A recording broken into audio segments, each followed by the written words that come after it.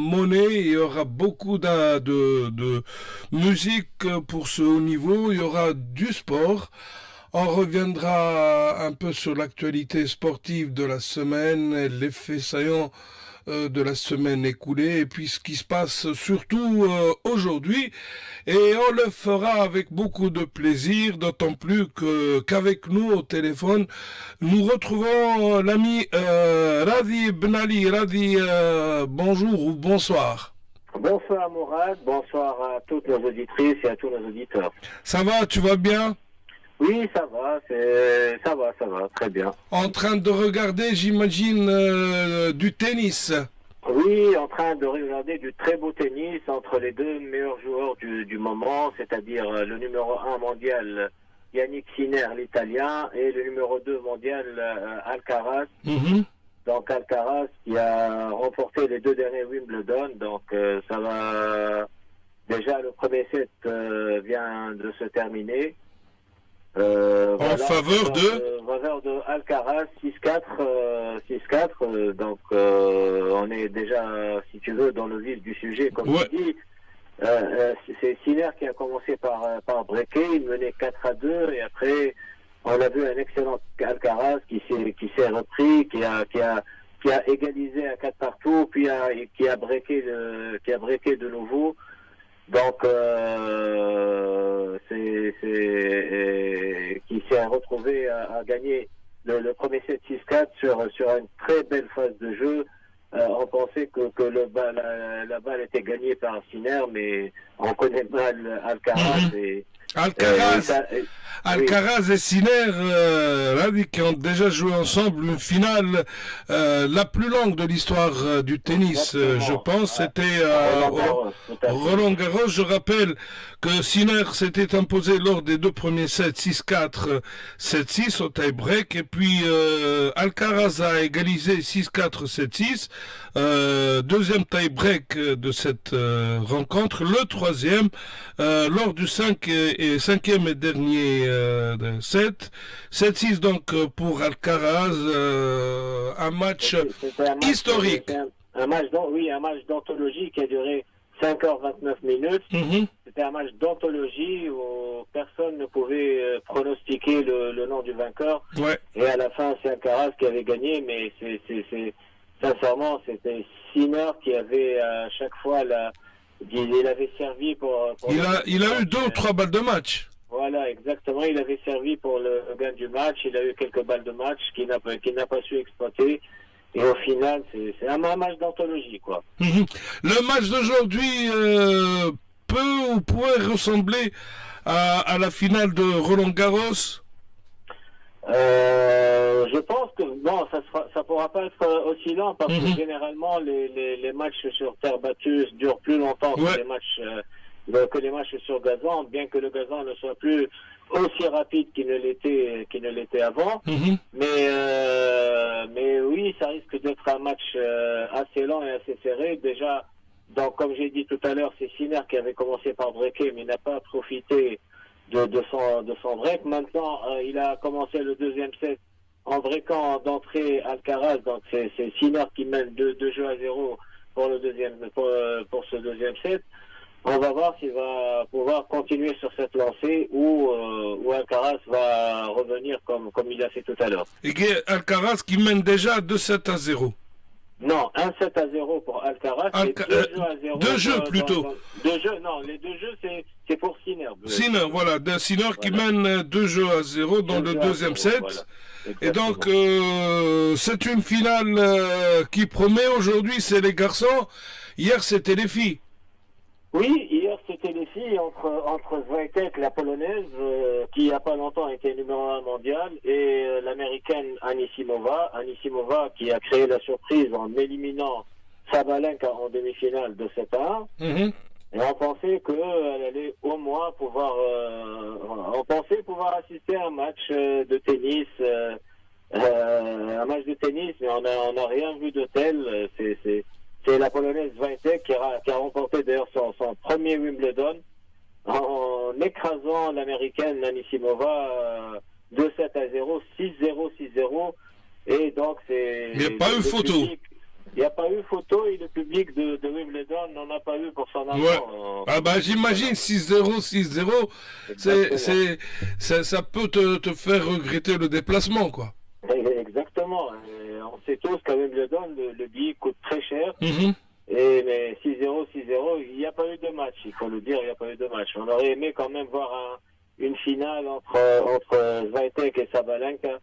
Mais il faut dire qu'il a eu une hécatombe dès le début. Oui, j'ai suivi tes commentaires, Radi. À chaque fois, tu disais encore un gros calibre éliminé du tournoi de Wimbledon avant la finale. À l'image de Goff qui était éliminé, qui venait de remporter Roland Garros et qui venait d'être éliminé dès le premier tour. Mhm. Et après, les têtes de série commençaient à tomber une à une jusqu'à Sabalenka. Heureusement pour Swiatek, parce que Swiatek, elle est arrivée en finale sans rencontrer des joueuses, disons, des têtes de série. Et voilà, elle remporte. Elle a joué 6 finales, Swiatek, Mourad, et les 6, elle les a gagnées. Donc, à chaque fois qu'elle était en finale, elle a gagné sa finale. Mais c'est son premier Wimbledon. Et voilà, maintenant, Swiatek va pouvoir peut-être reprendre sa course le numéro 1 mondial. Comme on dit. Ça, c'est pour le tennis. Au niveau, on va parler donc d'autre chose, si tu veux bien, Radi, on va parler de Coupe du Monde des clubs aujourd'hui. L'apothéose, la dernière journée, la finale entre le PSG et Chelsea, une finale qui promet avec toutefois les faveurs des pronostics pour le club parisien, un PSG de Luis Enrique qui étonne, Radi. Plutôt qui confirme. Qui confirme, voilà. Voilà, parce que Eton, il nous a étonnés au cours de la saison. Il a pensé, tout le monde, à un certain moment, même, je pense, Cristiano Ronaldo avait critiqué le championnat de France. Il avait dit que le championnat d'Arabie Saoudite était plus fort que la Ligue 1. Et ça n'avait pas plu à Nasser Khelaifi, entre autres, et tous les dirigeants du sport français. Et après, on a vu que le PSG a écrasé tout le monde sur son chemin, que ce soit en Coupe d'Europe. Il avait écrasé, on en avait parlé longtemps, il avait écrasé l'Inter de Milan en finale. Bien avant l'Inter, il y avait Liverpool et Arsenal, je pense. Exactement.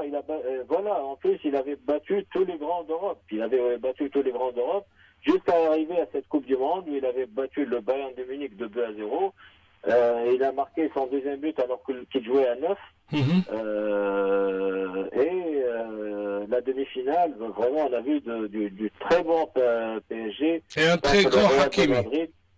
Un très bon Hakimi. D'ailleurs, Hakimi, il a confirmé tout au long de l'année. Ouais. C'est un joueur, c'est le véritable plus. C'est un arrière-droit. Mais c'est un joueur qui donne beaucoup de passes décisives, qui marque beaucoup de buts. Donc, très déterminant, très décisif.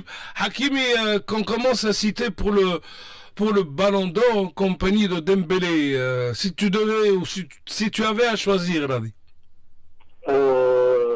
Oui, il y a quelques semaines, on parlait de Lamine Yamal, mais je pense qu'avec cette Coupe du Monde et ce que sont en train de faire Dembélé et Hakim et même Vitinha, Mourad, parce qu'il ne faut pas l'oublier, Vitinha, parce qu'il ne faut pas oublier que Vitinha avait remporté la Coupe d'Europe avec le Portugal. La Coupe des Nations.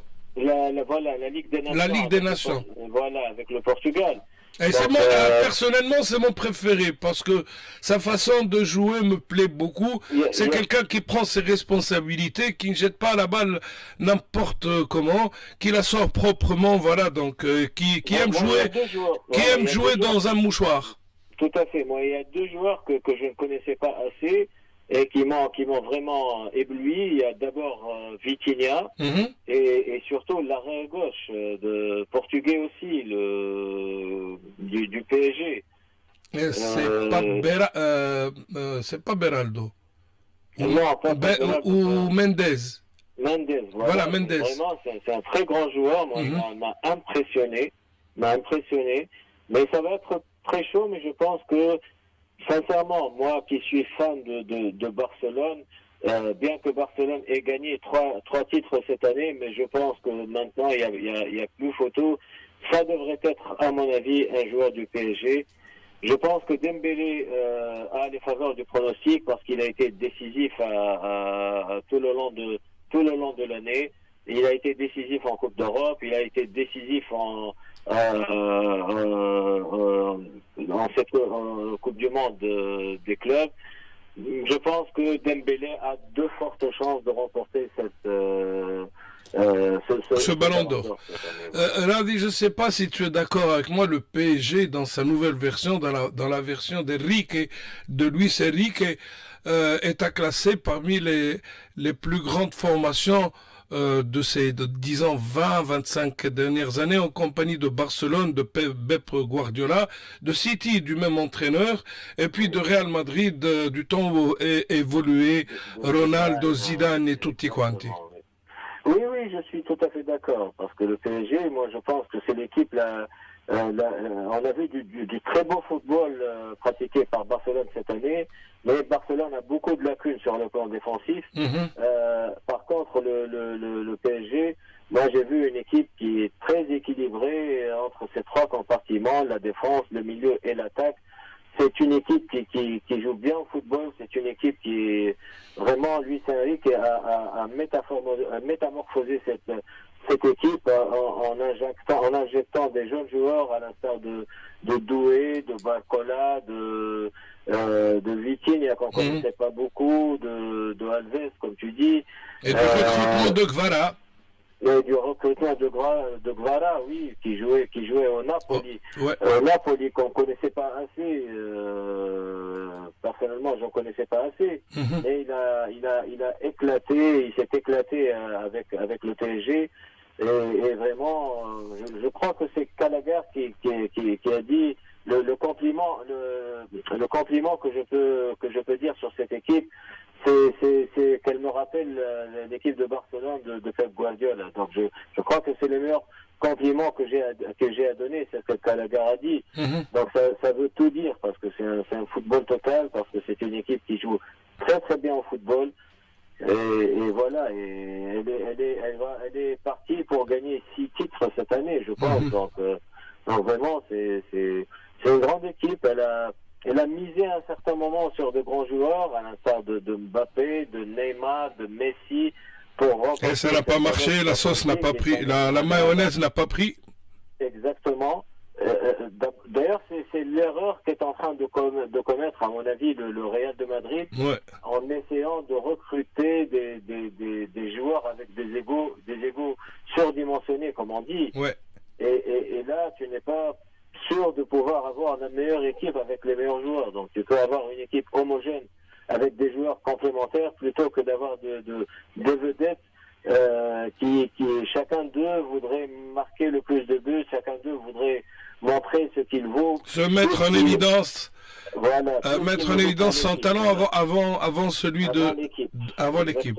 Le PSG devrait être composé des joueurs suivants, donc Donnarumma, Hakimi, Marquinhos, Beraldo, Mendes, Vitinha, Ruiz Neves, Doué, Dembélé et Kvara. En ce qui concerne Chelsea, on n'en a pas beaucoup parlé.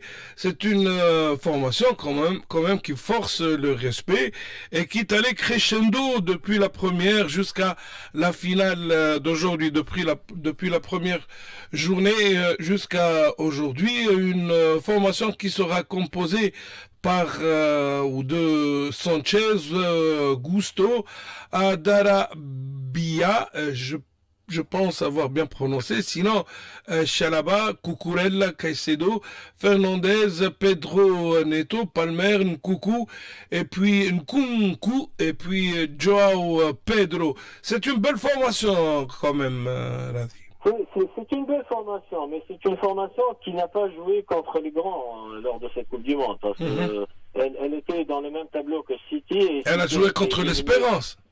Voilà, elle a joué contre l'Espérance, elle a joué contre Al Hilal qui avait éliminé Manchester City. Ouais. Mais c'est plutôt le PSG, à mon avis, qui a éliminé le Bayern, qui a éliminé le Real de Madrid,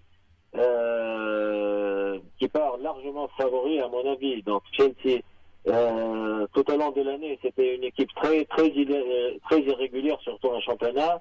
Elle avait remporté une Coupe d'Europe, je crois, la troisième Coupe d'Europe. La Conference League. Voilà, la Conference League. Donc je ne sais pas si elle va pouvoir tenir le coup à cette équipe du PSG. Le match débutera donc à 20h, un match qui sera dirigé par l'Australien Ali Reza Farhani, un nom qui a une résonance arabe. De toutes les façons, je suis en train de lire que c'est un arbitre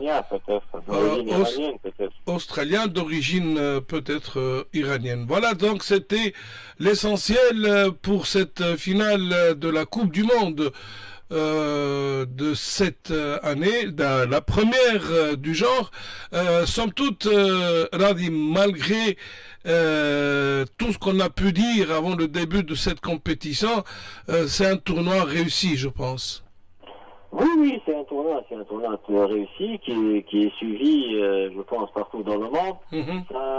Ça n'a pas bien marché au début au niveau du public, parce qu'il n'y avait pas beaucoup de public. Il y avait aussi quelques pépins techniques avec ces, les matchs reportés ou plutôt arrêtés, retardés de quelques heures. Non pas retardés, interrompus. Il y a des matchs qui ont été retardés et d'autres qui ont été interrompus et qui n'ont repris qu'après 3 heures de jeu. Donc à cause des intempéries, du mauvais temps. Plutôt de prévisions d'intempéries et ces prévisions n'ont pas se sont avérées fausses. Donc il y a un match, je crois, de Chelsea qui a été retardé de 3 heures et au final il n'y a rien eu, il n'y a pas eu de tempête ni rien du tout et le match a repris. Donc voilà, c'était pas bon. Maintenant, pour l'année prochaine, parce que la Coupe du Monde se déroulera entre les États-Unis, le Canada, le Mexique, je crois. Donc il va falloir tenir compte de tout ça, voilà. Allez, on revient en Tunisie. Je rappelle aux auditeurs qui sont en train d'écouter au niveau. Il y a toujours un break d'avance pour Sinner qui mène 3-1. Et maintenant c'est Alcaraz de service. Il y a toujours donc Sinner un avantage un break d'avance pour Sinner dans ce deuxième set. Sinner qui s'est incliné donc durant le premier set 6-4. Et maintenant Alcaraz qui revient à 3-2, mais avec un service à suivre pour Sinner. On revient en Tunisie, je rappelle que c'est au niveau avec Faisal Haleli côté technique, Sofiane Benjima pour la production digitale, Mourad Hayali au studio 1 de RTCI et Radi Ben Ali au téléphone. Radi, le tirage du calendrier de la saison 2025-2026 en Ligue 1 devrait être effectué la semaine prochaine. Selon quelques sources, la cérémonie aura lieu le lundi 21 le mardi 22 juillet au siège de la Fédération tunisienne de football. Pour rappel, la première journée du championnat aura lieu les 9 et 10 août prochains. Donc, on n'en est pas en pleine canicule, Mourad. En pleine canicule. J'espère qu'on n'imposera pas des horaires prohibitifs comme ils nous ont déjà habitués à le faire. On n'aura pas le choix parce qu'on n'a pas des stades qui ont des pourvus d'électricité. Voilà. Sinon, il y a le mercato. On va pas revenir sur tout ce qui s'est fait durant ces derniers temps.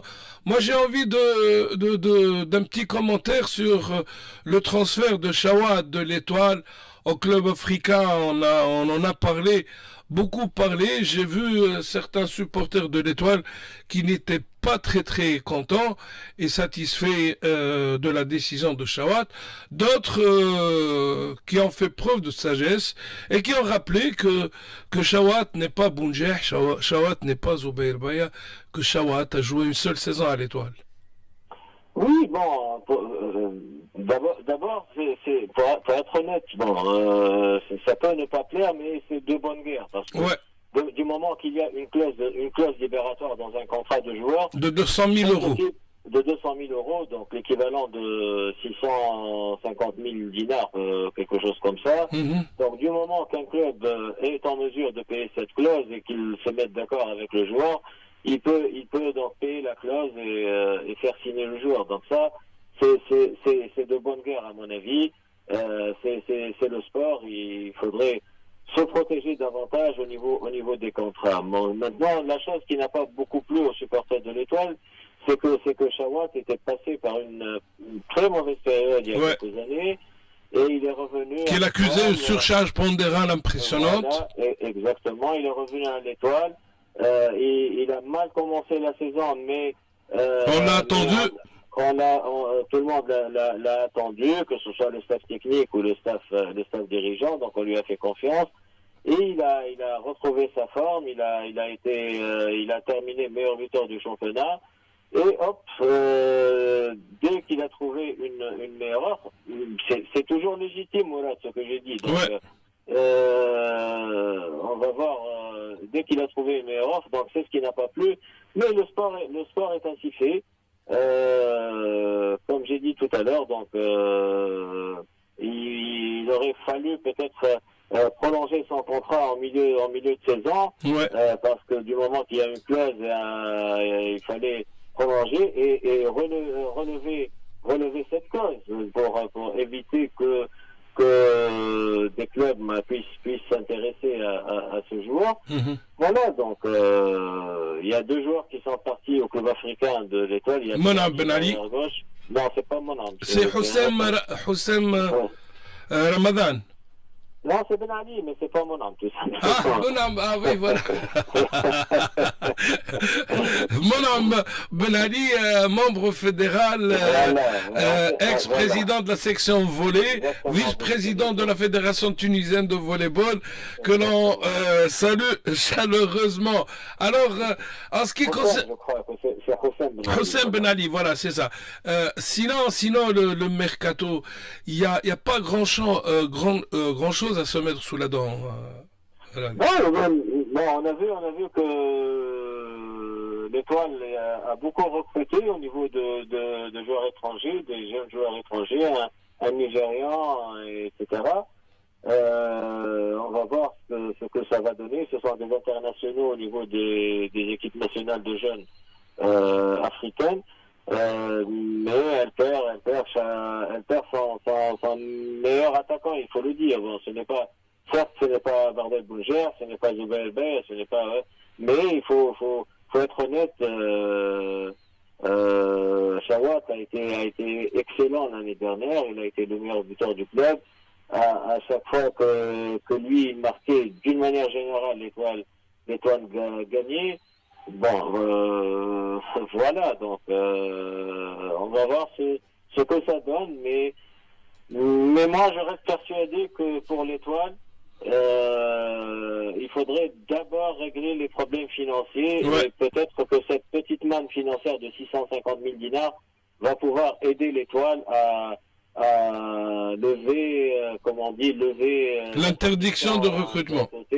Parce qu'il y a la commission de litige qui travaille, il y a le comité directeur qui est en train de travailler, qui est en train de collecter de l'argent. Mais jusqu'à maintenant, ils ne sont pas encore arrivés à collecter la somme qui permettrait de régler les problèmes à très court terme et permettre au club de lever l'interdiction. Maintenant, donc, avec 650 000 dinars, j'espère que l'Étoile pourrait travailler tranquillement dans les prochaines semaines. Alors, je rappelle que l'Étoile a remporté la rencontre amicale disputée face au Stade tunisien, un match de préparation. Le premier disputé par les 2 clubs. Nizar Smichi et Wassim Chihri ont inscrit les 2 réalisations de la formation étoilée. Atef Trili a repoussé un penalty. C'est un match qui a été disputé en 3 périodes de 30 minutes chacune. Sinon, un nouveau break de Siner, je pense, Radi. Non, Non, c'est toujours Sinner mène par un break, donc il mène 4-2. Ouais. Et c'est Alcaraz qui est au service. Ok, c'est Alcaraz qui est au service, voilà. d'accord. Voilà. Ok, Voilà. donc... Juste pour rappeler que l'Étoile va jouer un match amical contre l'Ahli d'Égypte, donc ça va être un match gala. Et j'espère que ce match aussi va faire le plein. Et ça sera à Sousse. Ça sera à Sousse, oui. Qu'en est-il des chaises, de l'appel d'offres, de la possibilité de l'Étoile de disputer la prochaine Coupe de la CAF à domicile? Je ne sais pas, mais d'après ce que j'ai lu, il n'y a rien eu. Il n'y a même pas eu un appel d'offres dans ce sens. Donc peut-être qu'il n'y a pas le budget pour ça. Donc je ne sais pas ce qu'ils vont pouvoir faire. Est-ce que la CAF va permettre à l'Étoile de jouer sans chaise ou pas? On ne sait pas, mais jusqu'à maintenant, le stade ne semble pas être homologué. Prêt à être homologué. Prêt à être homologué, exactement. 17h39, merci beaucoup, Ravi. Le mot de la fin, je te laisse dire la tienne. Je te souhaite beaucoup de bonnes choses et on se retrouve dès la prochaine, la reprise du championnat, je pense. Oui, ça va pas être, c'est d'ici le 9 août, comme on l'a dit tout à l'heure, ça va être en plein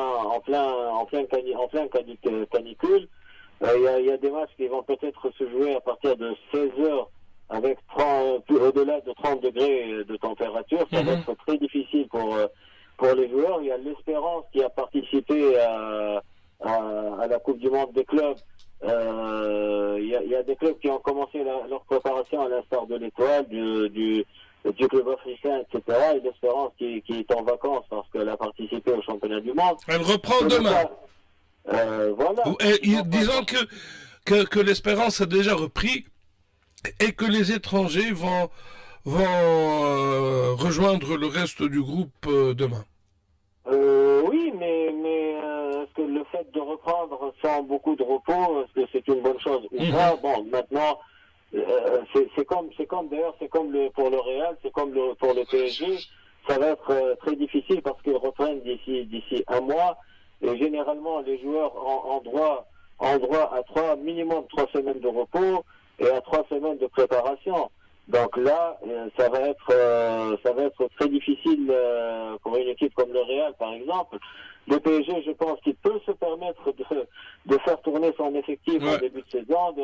Vu le championnat de France, il faut le dire, n'est pas très équilibré à mon avis. Mais pour le Real, s'il se fait distancer en début de saison, ça va être très dur pour lui de se rattraper. Et donc, ça va être un peu difficile avec les difficultés qu'ils ont vécues dans ce mondial, parce qu'ils ont bien commencé, ils ont pensé qu'ils étaient sur la bonne voie, mais le 4-0 infligé par le PSG a tout remis en question. Et donc, il y a le problème Rodrigo, est-ce qu'il va rester ou pas? Et il y a le problème des vestiaires ou du vestiaire. Il paraît que l'entraîneur a certains problèmes avec certaines stars, certains joueurs cadres du Real. Tout à fait, parce je crois qu'on a vu dans un documentaire comment Luis Enrique parlait à Mbappé pour lui dire de presser le gardien, de presser la défense, parce que c'est la philosophie du Barça, le fait de presser haut. Et donc la première ligne de défense, c'est l'attaque. Mais avec le Real, lui ne défend pas, Vinicius ne défend pas, etc. Donc c'est dur pour le PSG. En plus, donc il y a eu beaucoup de points d'interrogation pour ce Real de Madrid, surtout face au PSG. Il y a eu 2 erreurs monumentales d'Asensio et de l'axe central. De l'axe central, oui. Asensio au début, Asensio qui a été très faible lors de cette Coupe du Monde. Ouais, c'est pas sa première gaffe. Voilà, il a provoqué 2 pénaltys lors de la Coupe du Monde dans 2 matchs différents. Et il a donné un cadeau à Dembélé qui n'en demandait pas tant. Voilà, qui a provoqué le premier but. Et après, il y a l'erreur de Rudiger qui a voulu donner une passe et qui s'est complètement raté et qui a permis à Dembélé de marquer ce deuxième but. Donc c'en était déjà fini de ce match, 2-0, avec 2 erreurs monumentales.